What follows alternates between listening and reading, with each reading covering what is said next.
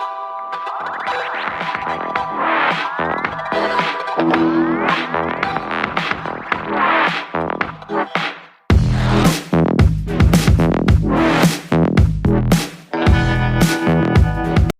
friends, today is my third episode. I'm talking about life, my life and people in my life. And today I'm going to talk about something totally different personality, different person who in fact is one of the reasons for me to exist in this world. Person who is there before even I was born in the lives of Parvatkars and in our surroundings. I'm going back way back in 1971. It was during the war times and India-Pakistan war happening, and my father was running a printing press in Ponda, Atul Mudra, and we used to stay at that time. I'm not there, I cannot say we. They used to stay in Oida Bazar Ponda area, as he says, because I just checked on the details now from Baba. So as he told me, it was Oida Bazar from Ponda.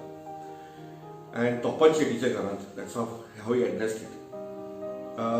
He was running the printing press, and my mom and him used to handle that, come in the evening and they stay. And I had a brother, my elder brother, who was at that particular time around 9 years old, I guess.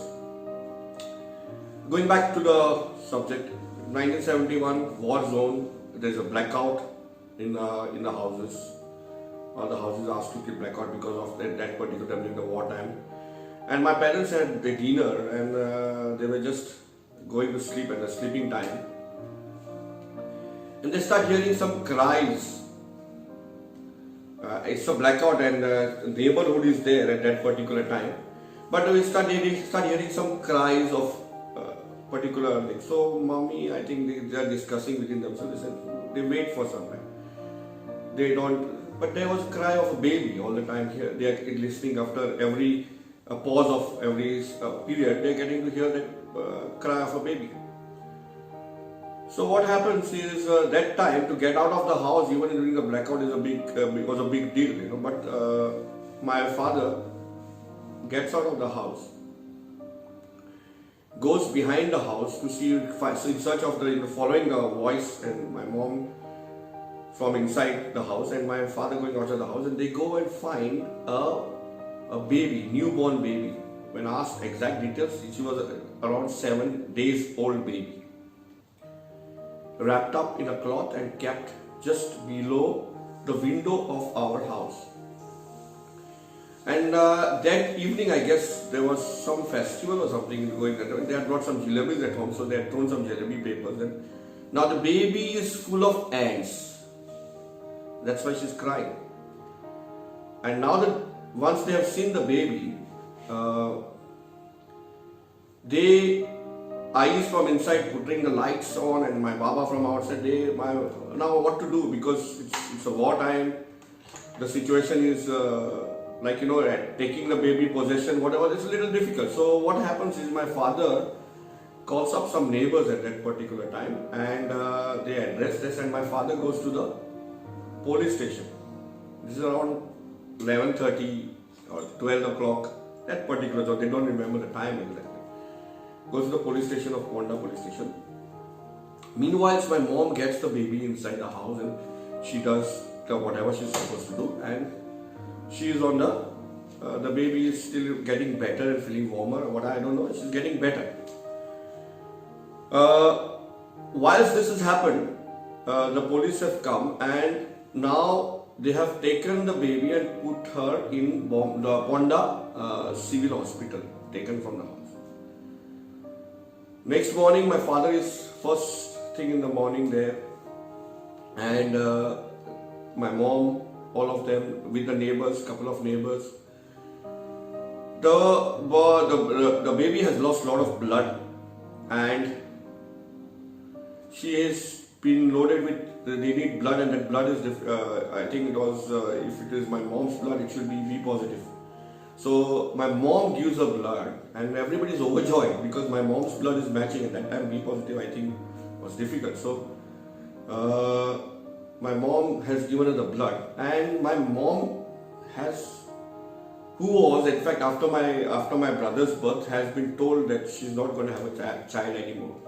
So she is getting into the senses of her motherhood with the baby. So now that lagav has been started, that intensity of coming together, the closeness with the child has been developed, and my mom wants to keep the child. Now the baby who has got the blood, who had lost the blood and who has resumed the blood, has been asked to transfer to hospital in Margao because they don't have the facilities to take care of the baby, which is which is needed. So the baby gets transferred to Margao hospital. Meanwhile, my father wants to have the baby. We want to keep the baby for us. So it's a baby girl coming back. I have not said that. It's a baby girl. He has a son, so he wants to keep this baby girl. So he's trying to develop the formalities, how to get the possession of the baby. So he visits one Mr. Kamath. That's what he told me. Mr. Kamath from Ponda municipal area. Meanwhile, again I had my second episode, Ghanekar, Dr. Ghanekar. So Baba had taken the baby after the Ponda to the Ghanekar clinic, and Dr. Ghanekar has taken care of him. And then he guides the Baba to take him to the Margao hospital. Coming back, continuing, so Baba is trying to get position to where the councillor has told him, the municipal head or councillor, exact position I don't remember, or I cannot get it from my father rather than me remembering. Whatever I have remembered is very concrete. Baba has given the names also very detailed. It's something 71, so it's almost 49 years back we are talking about. So he goes to Kamath, insisting and asking him how to get the baby. So he has told them that the baby will be going to government, and if you want to keep it, you have to take all the expenses, and whenever the rightful parents come, you will have to give it to the child. So Baba, with the insistence of my mom, my brother, he wants a baby girl in the house. He's also young, you know how the kids are, and he is insisting. Their insistence, their force has made Baba to accept all the things, and the baby the possession has been taken with signatures of the neighbors, and everything has, at that particular time, what is required, authorities have cleared the baby to us. Now during this course, also the baby is suffering regularly with the blood issues. And Margao, when she was taken to Margao, this is happening within the space of 3 to 4 days, 4 to 5 days, within a week's time. And Margao hospital has told that she's suffering from blood cancer. This is when the possession has been taken, and we want to take care of the baby now with the blood cancer. In that era, blood cancer, the cure of course was there, but it was a very different kind of a thing. Not like today's era, because there are a lot of things developed on the subject, not 100%, but now the baby has blood cancer, and it's our baby. We have named it, Baba has named it, I has named it, and Dada has named it as Arpananjali. So it's Arpananjali Parvatkar, and we bring it home, and it's living with us, and it's living with them, and it happens that after we know the cancer, now how to take care of him. My brother works at that age, at the age of 8, 9, I guess. As I told that this is 1971. He's born in 63, so it should be 60. He's born in 61, so it should be around 10 years old. 10 years old, Dada. He has a sister, Margaret's sister, in his convent where he's studying, and she comes to the aid of us. She guides Baba, and they find out that the cure, she can be sent to US, to be precise, California.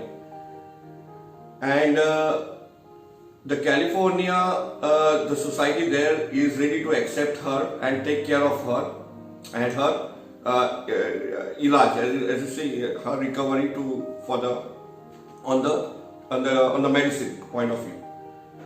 So Baba works out, another paperwork thing starts. So she's with us now almost 1 month, 1.5 months, and another paperwork starts to send her to US. We have to arrange funds. So all the Ponda people at that particular society, the neighbors, the school, the Montessori, the convents, all this come around together, and we find out, we get that amount, and we organize everything, and we send the baby to California with the guidance. There's a way I must have with through somebody. Baba has not gone. Dada is here in Ponda.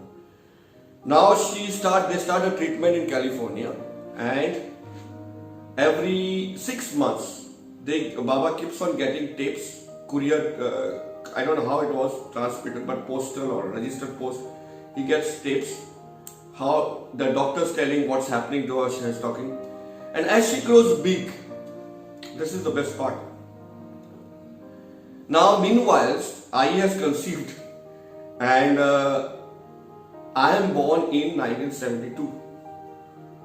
So I'm a cesarean child. So it's the baby. It was not possible, but with that, means I'm not supposed to be actually born, so I'm born, and I have grown big. This is way back in Santi days. Now I am big. I am like in 5th standard, and I get to hear the cassettes of this baby girl who is growing there, and she's addressing my parents. So that's how I came to know about the first time about Arpananjali.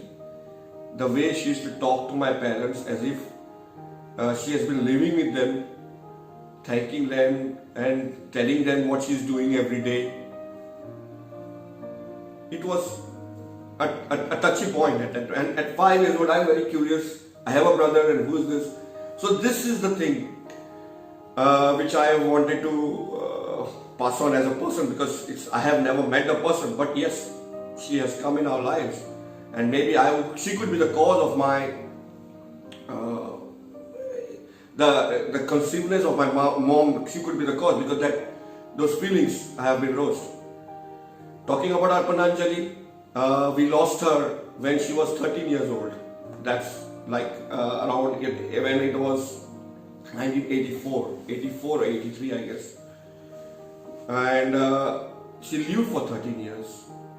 She fought the battle, and it's very touchy subject when we talk at that particular point, when that era, the people, the unity, Christians, Hindus, everybody is standing behind a brave man, a brave family, trying to take care of something.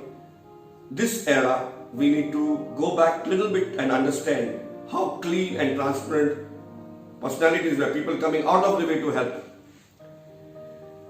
Talking about this particular subject, this particular episode is a very different episode. It is covering an episode in lives of Parvatkars. It's covering a person who has given us a life to live for. My birth, lot of things, lot of emotions. The Goa at that particular era, lot of things. Arpananjali, wherever you are, thank you very much.